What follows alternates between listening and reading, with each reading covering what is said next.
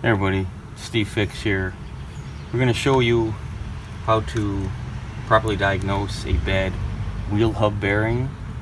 This particular car has bad wheel hub bearings in both. They're less than a year old, and I'm going to be replacing them later this week, and I'll make some videos on that. But in the meantime, what you do is you jack the car up. Got a jack stand under here. It's not off the ground by a lot, but it's off enough that I can move it. So you grab it at the 12 and 6 positions, and hopefully you guys can see that and you can hear that. That's an incredible amount of movement right there. This thing should not be moving at all.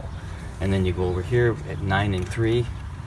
Again, that's much more play than you should ever be getting in anything. The most should be a tiny little bit, maybe about a fifth of that, and probably about a tenth of that. So, and you can see that.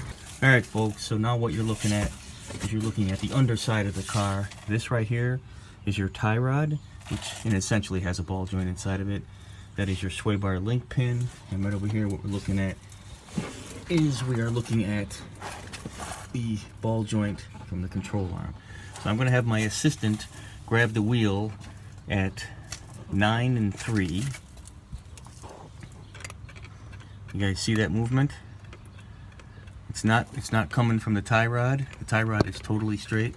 It's not coming from the ball joint down below. Ball joint is fine.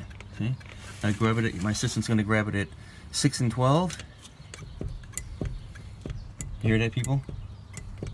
Listen to that. That is insane. So that's how you properly diagnose a bad wheel hub assembly. Some people will tell you, based on one way or the other, that'll tell you how it is if you grab it at 12 and 6 or if you grab it at 9 and 3. But in this case, we're grabbing it at both 12 and 6 and 9 and 3, and then we're actually coming here and looking at the back side of the car, just like we did before, guys. Look at it. You don't even have to grab it at 2. You can just grab it at 1.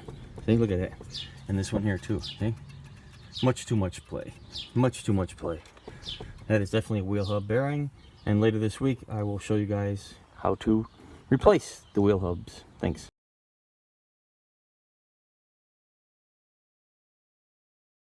Folks, we got an 02 Grand Am GT. This wheel bearing hub has been stuck in there for a while. Got all the bolts off. Can't do anything about it.